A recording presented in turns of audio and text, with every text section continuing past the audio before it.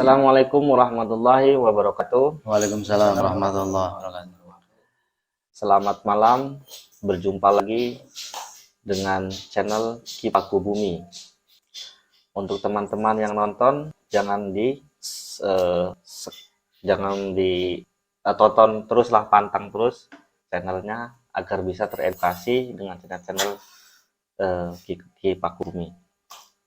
Sebelum lanjut menonton video, lebih baiknya untuk subscribe, like, komen, dan juga share. Oke, untuk pembahasan kali ini, pembahasannya masalah yang lagi ada kasus anak kiai. Anak kiai itu menodai, pembahasannya kalau halusnya tuh menodai santri daripada pesantren itu sendiri.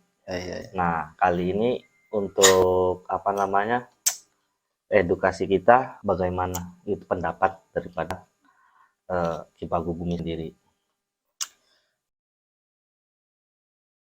Oke, assalamualaikum warahmatullahi wabarakatuh.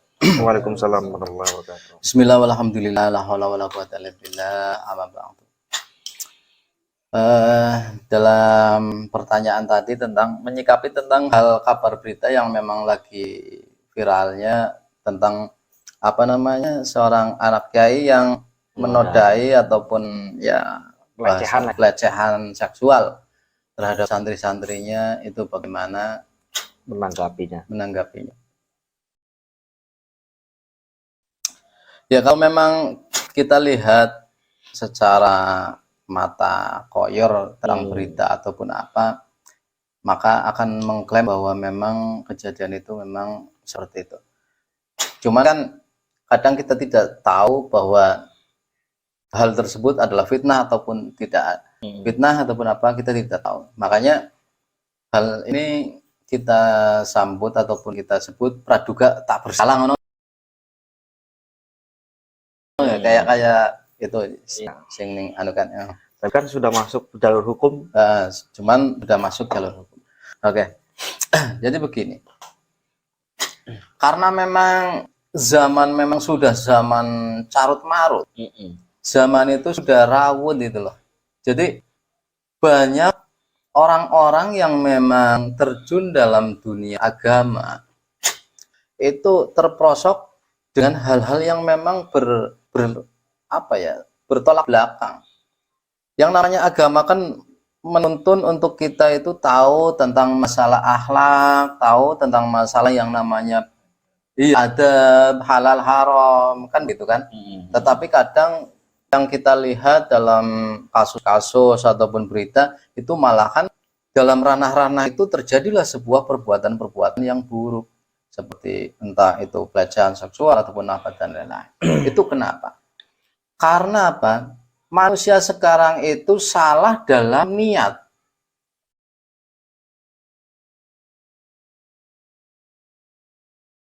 Salah dalam niat yang diartikan itu bukan maksudnya ucapan kita meniat, bukan, tetapi hatinya dalam kita berbuat untuk agama tersebut itu tidak tulus bahwa untuk memperjuangkan agama. Yang ada adalah ada unsur dari keuntungan pribadinya. Supaya umpamanya kadang kita membuat sebuah apa yang namanya entah santri ataupun apa, itu hanya demi popularitas, lantas kemuliaan sendiri, itu kadang awal dari niatnya itu yang salah, maka akan terjadilah sebuah proses-proses yang salah. Itu semacam itu. Dan akan menimbulkan kerusakan. Iya, dan akan menimbulkan kerusakan. Kalau memang umpamanya kejadian yang namanya pelecehan seksual di tempat-tempat diskotik dan lain-lain, kayaknya sudah biasa. Tetapi kan zaman sekarang ada di pesantren lah, ada di mana lah, itu kan seperti itu. Itu karena memang orang itu kadang salah dari niat awalnya. Seperti dalam hal yang menyikapi kasus kemarin yang di Jombang tersebut itu,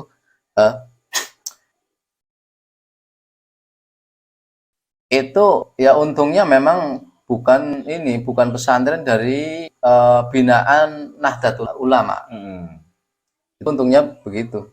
Makanya kita sarankan untuk masyarakat umum bahwa ketika mau memondokkan ataupun menyekolahkan putra-putri Anda, maka yang kaum Nahdlatul Ulama, maka carilah pesantren yang memang dalam binaan Nahdlatul Ulama.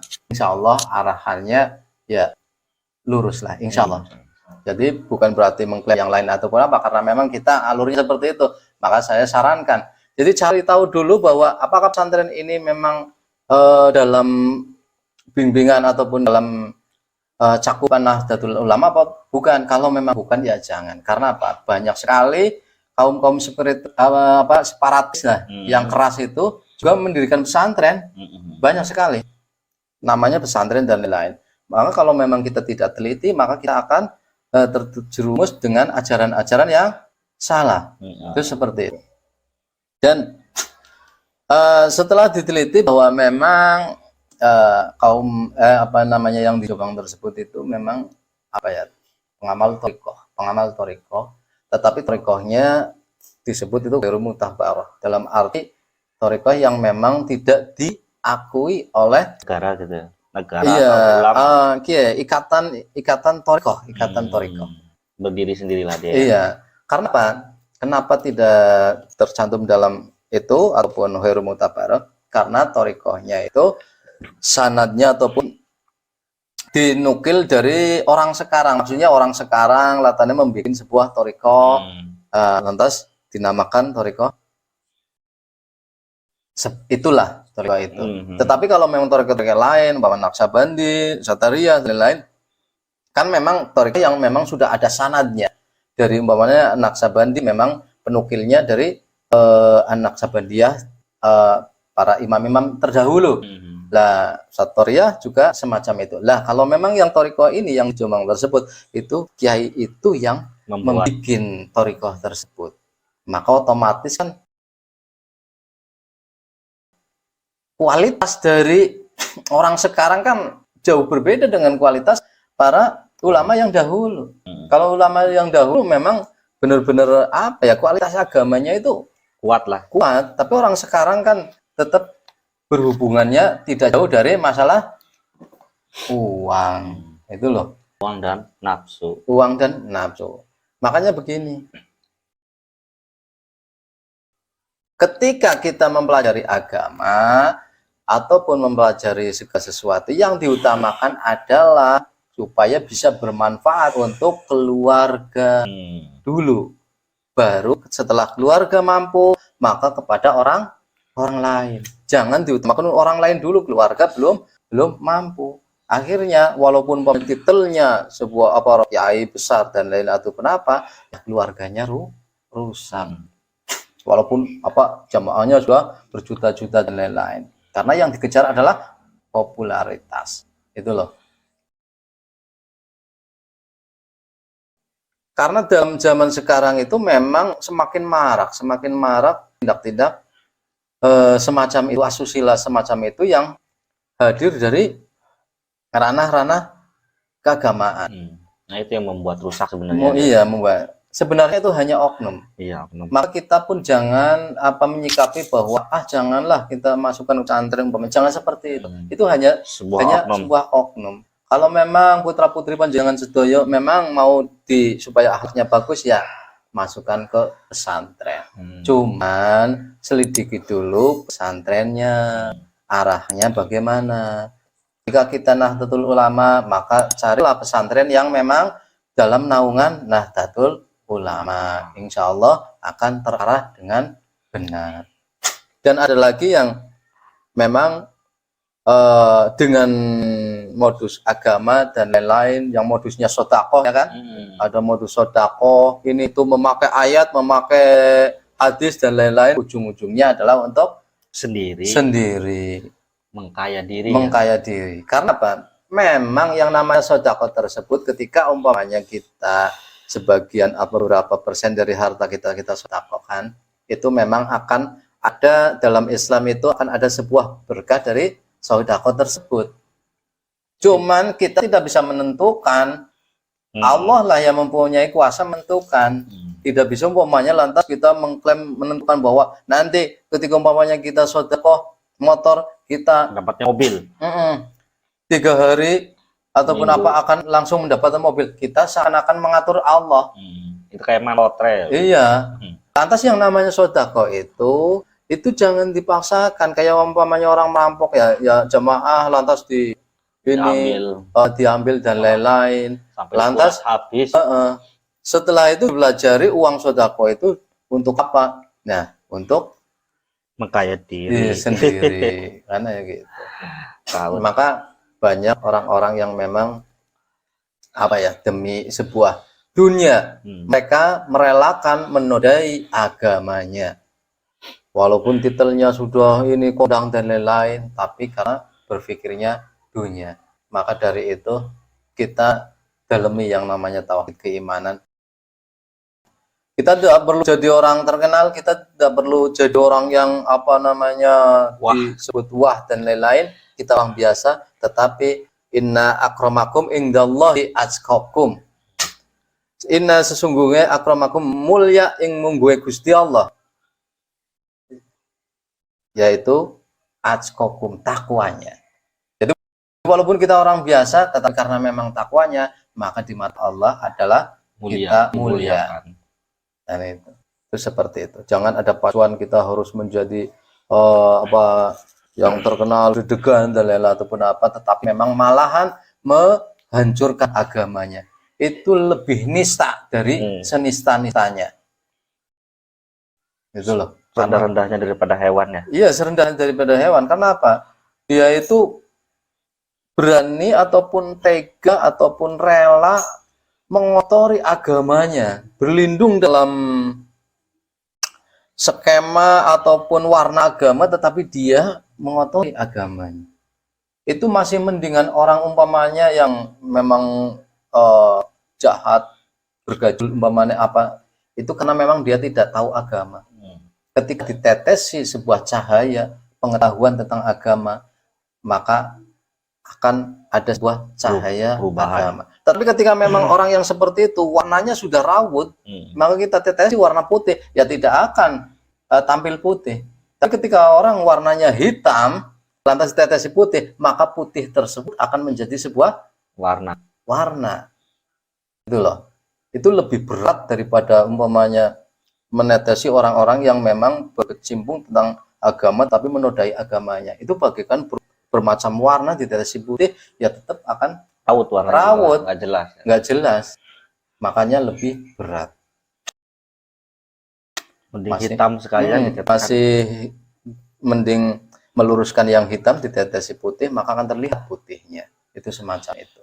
Maka dari itu kita itu juga harus berpikir secara mendalam. Kita jangan umpamanya karena mana mungkin orang labelnya kiai, ustadz ataupun apa. Zaman sekarang ini enggak labelnya apa-apa, kalau memang sudah misinya adalah uang, ya wis merelakan uang. Itu. Maka kita juga yang harus berhati-hati sendiri. Yang pada intinya jangan melihat daripada tampilan. Iya. Karena memang yang sekarang itu banyak yang mengutamakan tampilan itu. Walaupun jangan mengklaim bahwa umpamanya lantas saya pakai peci begini, lantas berketoknya ustadz dan lain-lain. Lalu saya agama Islam, saya pakai ini ya nggak masalah bagi saya. Apa saya harus memakai apa, kan enggak begitu. Jadi jangan pernah juga mendiskriminasi orang lain. Itu semacam itu. Dengan tampilan warnanya kuning ya contohnya.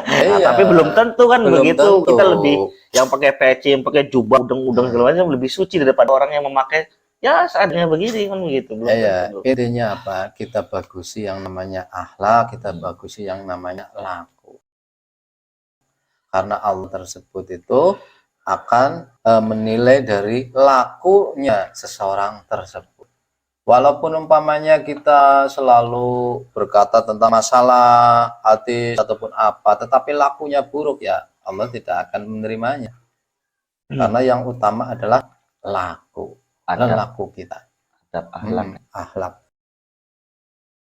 Kalau ilmu tanpa adab kayaknya susah ya. hancur malahan. Iya. Karena kan apa misi dari Kanjeng Nabi pasti apa Putus. diutus di Mekah kan li utami makarimal akhlak, untuk menyempurnakan akhlak itu semacam itu. Saya kira untuk menyikapi masalah fenomena-fenomena kejadian seperti itu memang karena memang salah niat. Awalnya pasti salah niat. Niatnya tidak tulus untuk agama, tetapi ada misi untuk pribadi. Itu semacam itu. Yang jadi pertanyaannya, yang disalahkan manusianya atau iblisnya? Ya, kalau memang disalahkan selalu apa ini iblis ini apa dan lain-lain, ya enggak ya, intinya manusianya lah, manusianya. Tergantung daripada manusia kan juga. Karena pola pikirnya yang disalahkan umpamanya ini setannya ini yang salah. Setan potong udah demo kan ya.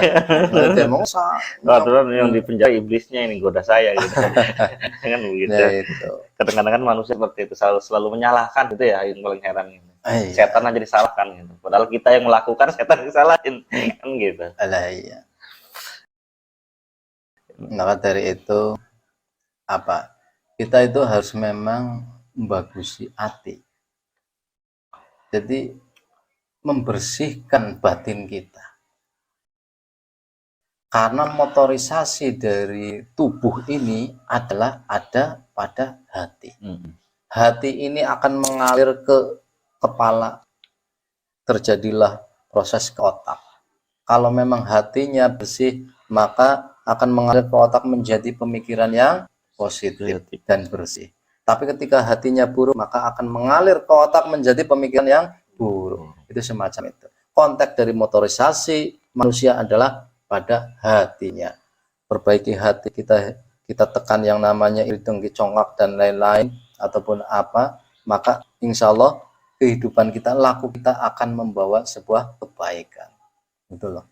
Jadi pesan saya memang kita tidak harus umpamanya menyikapi dari kabar-kabar tersebut lalu kita putus asa. Jangan kita pesantrenkan, jangan kita ini, jangan seperti itu. Karena itu hanya sebatas oknum. Jangan dipukul rata pada itu. Iya, hanya sebuah pelaku. Agama Islam ini rahmatan lil alamin. Membuat rahmat kepada alam semesta raya. Ketika lantas ada konteks yang mengklaim bahwa agama Islam ini lantas keras, agama Islam ini adalah cabul dan lain-lain, itu hanya oknum. Tetapi ketika kita memakai Islam yang seutuhnya, kita akan menjadi pribadi-pribadi yang santun, lembut, dan membuat kedamaian. Itu semacam itu. Maka dari itu, pakailah Islam secara kafah. Kafah dalam artian keseluruhan, jangan hanya sebagian saja. Dalam Islam yang harus kita tahu bahwa kita harus melakukan yang kafah-kafah tersebut apa? Hablum minan nas. Urusan kita dengan sesama manusia itu kita juga harus baik. Hablum minallah. Urusan kita dengan Allah itu juga harus baik. Ibadah dan lain-lain kan hablum minallah. Dan yang ketiga adalah hablum minal alam. Urusan kita dengan alam juga harus baik. Jangan kita pakai hanya satu bentuk saja, hablum minallah saja. Kita hanya beribadah saja, tetapi dengan sesama manusia kita tidak perbaiki, sering menyakiti, sering merugikan, congkak. Lantas ada seseorang ataupun tetangga kita yang lagi kelaparan, kita cuek-cuek saja, hanya mementingkan ibadah. Allah tidak akan menerima. Karena apa? Allah akan menerima yang kafah, keseluruhan. Habluminan nasnya baik, urusan dengan manusia lain baik, urusan dengan Allah baik, urusan dengan alam semesta juga baik. Walaupun kita sudah melakukan yang namanya habluminallah, urusan ibadah baik, habluminanas baik, dengan alam membuat kerusakan juga ini masih kurang sempurna. Apa yang bentuk kerusakan alam banyak. Sekarang itu kan umpamanya penyebab hal apa kan tentang kerusakan alam. Itu juga tidak sesuai dengan prosedur Islam. Maka ketika kita menjadi pribadi Islam yang memang kafah, maka kerjakan yang 3 unsur ini. Apa itu? Hablum minallah, hablum minannas, hablum minal alam. 3 unsur ini, insya Allah amal kita diterima kepada Allah Subhanahu wa Ta'ala, dan hidup kita akan berakhir dengan yang namanya insanul kamil, manusia yang sempurna. Itulah. Maka apa? Walaupun kita pelajari ilmu syariat, kita harus dalami tauhid supaya semua berjajar, beriringan, dan tidak berat sebelah. Itu semacam itu.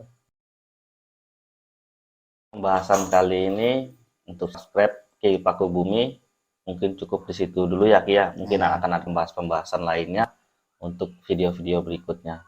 Ya, untuk saya pribadi, kepada yang menonton ini jangan lupa untuk saya ingatkan lagi, subscribe, komen, like, dan juga share agar edukasi seperti ini bisa berkembang, agar bisa mencerdaskan masyarakat luas. Insya Allah begitu ya Ki. Maka dengan ini saya terima kasih kepada teman-teman, dan juga terima kasih kepada Ki Paku Bumi yang sudah ingin mengedukasi kita semua. Yang saya tutup, saya akhiri dengan Assalamualaikum warahmatullahi wabarakatuh. Waalaikumsalam warahmatullahi wabarakatuh.